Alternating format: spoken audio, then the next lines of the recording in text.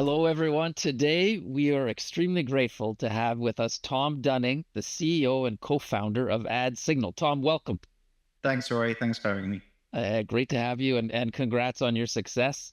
Thank you. You're all shaking it up in the industry, getting a lot of attention. So looking forward to the Working on talk. it. All right. So to begin with, Tom, for those who may not know AdSignal, how would you describe the company?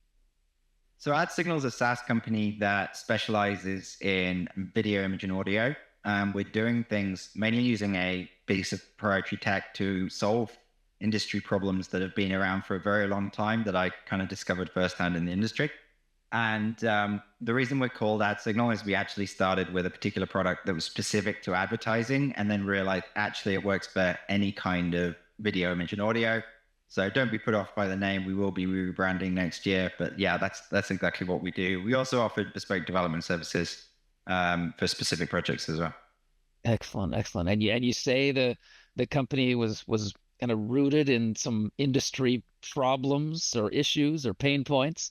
Yeah, Can you speak a little bit about how AdSignal is uniquely positioned to solve yeah, those and what they absolutely. So are? we originally started with a product we now call Assure, which is about tracking content playing out on TV. So in the UK, the US, and many other countries, it was taking 8 days to find out when your linear ads are played. And that in itself creates problems. So firstly, all of the digital content is coming back in minutes or seconds by comparison. And so there was this phrase I kept hearing in advertising where if I don't know why something happened, maybe it was TV. Now, for a £5 billion industry, that's quite a statement. Yeah.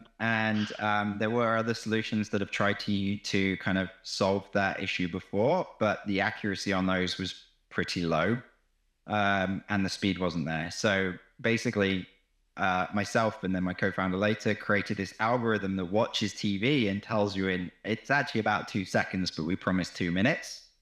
And where a lot of the kind of industry standard tech is about 40% accurate. We're in the high 90s. We actually did a test for Sky 40 channel 4-month POC where we got 100% accuracy. We use a special technique called fingerprinting. So fingerprinting and watermarking are two different things. Watermarking is where I embed something into the asset to help me identify it. That could be image, audio, or both. And it should be invisible, but sometimes bad things happen with that. Fingerprinting, by contrast, is basically being able to recognize an image or a piece of audio that make up a video file without having to put anything in it in the first place. So I often liken watermarking as putting an RFID chip in your dog so you can identify them, whereas fingerprinting is just like your fingerprint. If I took your fingerprint, Roy, I could compare it to somebody else's or a partial match and see what's what. And that's exactly what we do. And then we realized that this technology that we developed had many, many other business applications. So, and do tell me if I'm going too far. But so, for example, we have a product called Match, which is kind of our flagship, and that solves two different problems at the moment. The first is content duplication. So the BBC are very public about saying they have 127 versions of the same episode of Dad's Army. Not a clue what the differences are. And this is an issue we're finding all across the industry. And so those pieces of content are in different formats, codecs, resolutions, bit rates, frame rates. And none of the other technology out there could actually identify, hang on a minute, the essence of this content is the same. And that is what Match will do for you. So of those 127, we can confidently say these are the 20, let's say, unique ones at the best quality. And it can show you to the millisecond where any differences occur. So for example, we've got two 40-minute episodes where the only difference is a single frame of black, 0.04 seconds of black, right? Trying to find that by hand would be a nightmare. On average, it's 60% of the content that people are holding, they simply don't need. And we're talking to organizations that have more than 400 petabytes worth of content. This is a massive issue. Sustainability issue as well, because all of this storage is taking up carbon. Video itself is 1.84% of the world's carbon. Aviation is 2.1. And if we can get rid of, 60% of that and the streaming and everything that goes with it, then that would be a huge saving to that. And the Match's other job is AI optimization. So if you're doing any kind of AI tagging on your video at the moment, those AI services are taking 1 frame a second and it's taking all of the audio and putting it through everything. And that's the problem. So that the two problems there. One is that if it's 1 frame a second, I can miss something. So if I've got an action sequence or something happens very quickly, I can miss it and I'm not going to get that data. But at the same time, if I had a scene, a 5-minute scene in your favorite soap where two people are talking and nothing is changing, I'm still paying for that. And that episode might be in 60 different language versions, but the imagery is the same. So what our fingerprinting does is it tells us, hang on a minute, all of this, nothing important is changing here. We take one image, put it through whatever AI services you want to use, we're agnostic, get that data back and apply it everywhere it appears. So on average, we reduce AI usage by 75%, think of it as a kind of like a smart filter. Reduce that by 75%, but we're increasing your granularity because we're checking every single frame. You're not going to miss a beat.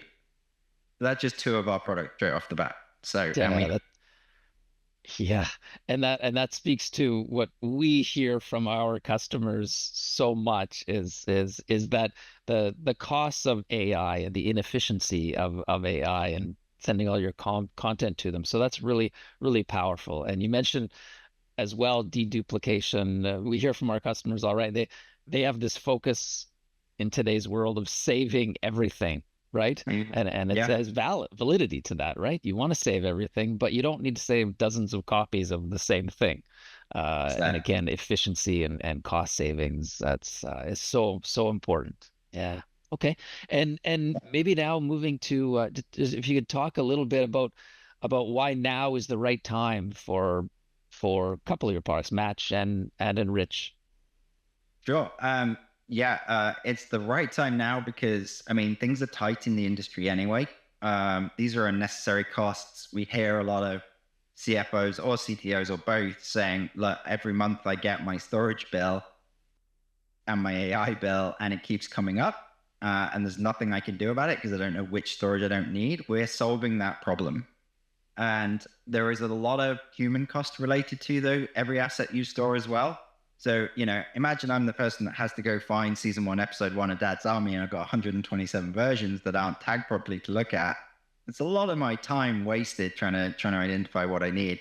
I've also heard some customers say that there are buckets of content that they simply can't monetize because if they sold that season, they wouldn't know which assets to deliver to the customer. So it's revenue preventing, it's cost, uncontrollable cost in a lot of ways. And then there's massive human cost of just content maintenance and protection that is happening. So, people are constantly looking to save that. There is a sustainability element. Unfortunately, that doesn't seem to be as big a driver as it used to be anymore. But the fact that we're saying we can save both cost and carbon, you don't have to pick and choose between the two, seems to resonate with a lot of people as well. And then the AI tagging side of things, if you want to monetize what you've got, if you want to understand it, if you want to broadcast it, find it, then you need to tag it properly. And the fact that we can do that at, 75% cheaper for any AI service that you're already using, by the way. So we're not saying it's our AI service. We are that smart filter, and you can actually mix and match between the different providers to get that data back. And then it's up to you how you use that. And we're not a replacement MAM, for example. So we would push that back into your system of choice so that you're not having to mess with it. We're a content intelligence tool, effectively. Right. Excellent. You've spoken a bit about this already, but what types of customers or industries are seeing the biggest benefits from your solutions? So different customers and industries, starting within media and entertainment, anybody that's holding content basically can benefit. So that would be broadcasters, the content producers, definitely, even post houses, through to the streaming services, different applications. In the UK, we have our biggest client is Barb. So Barb are the industry body in the UK responsible for reporting ratings and playout. And we are now the official source of next day data. So that 8 days it used to take, we're now giving that data to Barb by 9 a.m. the next day. So if you're getting that data next day through MediaOcean or anything else, that's actually coming from us. And so we're the official start there. On the other side of the coin, in our bespoke development, we actually built the Clearcast library. So Clearcast are the guys who approve all the ads for TV in the UK. We built and managed that system, and our Match and Foresight products are actually powering that as well. But that means that every ad in the UK TV is actually starting with clearance in the Clearcast library, which is benefiting from our SaaS being played out by the broadcaster and then tracked by Assure at the end of its journey. So we're kind of the start and end of all of the ads in the UK. And our Foresight product actually works out the appropriateness of content for different audiences. So we're able to help that in the clearance process, provide some automation there. But there's a range of other ways we use that. Beyond media and entertainment, we have things like police and security. So two things there. One, when there's a terrorist attack, there are 300 officers for the Met Police watching content pulled off social media. A lot of that content's being clipped, edited, reposted. So simply by Match saying, this is all the unique stuff that you need to see to know everything that happened, that's not just less officers, that's a faster response to the incident. The other thing is if there's a crime and we've got CCTV footage or smart doorbell footage or even body cam footage, a lot of the time is where did something happen in that content? And also basically deduplicating that so you can find all the interesting stuff. That use of Match where we're finding change is the same thing we can do in media and entertainment. So for example, when you've got a reality show like Traitors, you have all of these cameras around the house or around the property constantly filming, and we can detect just using our fingerprint without touching AI, either scene changes or where someone entered or exited that shot so that you then know where in that 24 hours of footage, where are the bits that I care about. There are other applications as well, sort of medical imaging, the stuff we could do there, science and research. So particularly biology, where you'll have all these cameras pointing at Petri dishes, but also cameras pointed at the sky. So astronomy data as well, all kinds of things that we can help with. But our home, our origination is definitely media and entertainment. Well, that's fascinating. And hearing you talk is just my mind is racing off into that's really exciting, Tom. Yeah. All right. And could you share a story or an example of a customer who saw measurable improvements after implementing AdSignal? Yeah, sure. So, I mean, Sky is a pretty obvious one. So we've been working for Sky for the last 2 years. A couple of jobs we've been doing there. One is that content played out on TV that was cleared, 3% of the time was getting edited after it had been approved for TV. So people changing things like their terms and conditions. So we were put in and we were monitoring the content that Sky was receiving versus the content that was cleared. And we've been doing that over the last 2 years. Since we've been doing that, it's now less than 1% where the changes occur and they're no longer material. So instead of people trying to change terms and conditions, which is very naughty, they're just kind of tweaking the color of a car in the background or something really innocuous. So that's really crucial. And then we also were using our Enrich product for Sky to improve the data they have around the adverts and how best to make to align those with programming. So we know with them, we reduced their AI usage by 75%. And we're able to provide this enriched data that improved their ad placement. And we're working on a case study for that actually, which we hope to bring out soon. And with Clearcast as well, Clearcast have had an 80.4% reduction in AI usage with Enrich, which is above our average. So 75% is the average we see, but obviously with some customers, it's significantly higher than that. Sure. Oof, oof. All right, now a dangerous question. Maybe you don't want to talk about future stuff, and we respect that as well. But anything you'd like to share or can share in terms of where you see AdSignal heading over the next few years? Yeah, sure, absolutely. It all comes back to the customers. We love to hear what people are up to. Obviously, we have a lot of experience of what people have told us is painful for them historically. But to give you a taste, we have a product coming which will build a genealogy of content. So if I have my raw footage, I've got my edits on my episodes, and then I've got my clips and my trailers. Where did every millisecond of video and audio come from, and where else did I use it?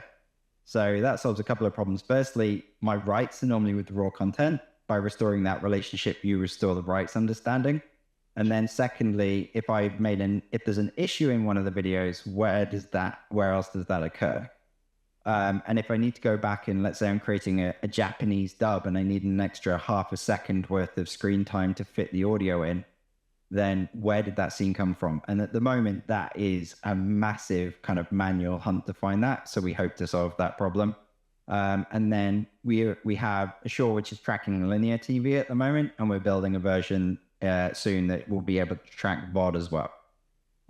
So there's some really interesting kind of combos between our products as well that will come out of this. So for example, if we have an asset, a video, an ad, or a program, and we've enriched that, we know a lot of content. We know a lot about that video. We know clearance information about it. We know the rights kind of thing. So what music is in there, let's say. And then we combine that with Assure, which is tracking how many times that particular ad played on TV. We can accurately tell you how many times a piece of music was used. We can tell you how many times a particular actor or actress was in a scene. And then by adding Assure VOD into that, let's say, we can add all your VOD tracking to that as well. So what all of the rights management and things that go with that is pretty crucial.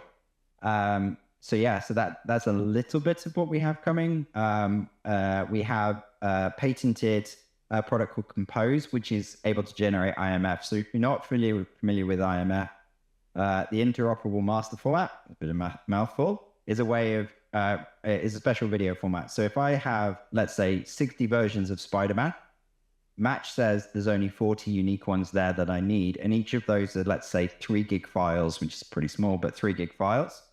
In IMF world, what you would do is you'd put each of the chunks of video and audio you needed to create every version, and a recipe file called a CPL tells you how to construct it. Now that folder may be only about 6 gig, but it contains all 30, 40 versions, however many there are. And that has been a manual process to date. We have basically automated that process completely. So Compose will automatically work out all of the chunks of video and audio, put those into the package, generate all the CPLs. If we've done enrich, we can embed the AI data inside that package as well. And then you end up with this 6 gig file that does everything. And then part of the beauty is we can export each version from IMF and compare it using Match to the original to validate that the package is 100% accurate. So as I say, we've got the patent on that now, and we're looking forward to that coming out next year. But yeah, that's just another example of what we're up to. Man, yeah, Tom, you've spoken so well to it, but as you describe it, it just makes clear how many parts of, the media supply chain you're involved in, right? And Yeah. your technology can be used for. It's the content creation, it's the storage, it's the file-based processing, and then it's the playout and tracking all that, whether it's linear playout or VOD. It's just your technology has uses and benefits for customers in all these areas. Really amazing stuff. I mean, it's why it makes sense to partner with CineSys, right? Like, you have that supply chain, you understand that supply chain, you understand their customers' content and how it can benefit from this. And obviously, as I say, we're content intelligence. We want to be pushing that back into a CineSys system rather than trying to hold it ourselves, and just all work seamlessly. Yeah. Yeah. Well, I would certainly say how much we appreciate our partnership with you, how excited we are about it as Okay. well. It's incredible what you've done with your company. And Thank you. as we wrap up here, Tom, just any message you'd like to leave with, potential customers discovering ad signal maybe for the first time? Just come talk to us. It's very, very rare we encounter somebody that won't benefit from one of our products. We're looking to do some brilliant examples with CineSys. So talking to CineSys, talking to us directly, we can make that play very nicely for you. And quite frankly, we have a lot of ways of kind of projecting your return on investment, what can be saved, what can be done. It's kind of every time I talk to somebody about one of our products, they always kind of go away and chew on it a little bit. And they come back and say, oh, could I use it to solve this problem and this problem? And, did you know this is a thing that people are suffering from? And I love that. I really feed off that feedback. So yeah, just kind of pick up the phone, come talk to us. Ad-signal.io is our website, and yeah, we'll leave contact details. Yeah. Excellent. All right. Tom, thank you so much for this. Congrats on all your success and what you've Thanks done. all. And have a great day. And everybody watching, thanks for joining. And look forward to talking with you all more about AdSignal. Brilliant. Thank you, Roy. Thanks everyone for watching. I'll see you later.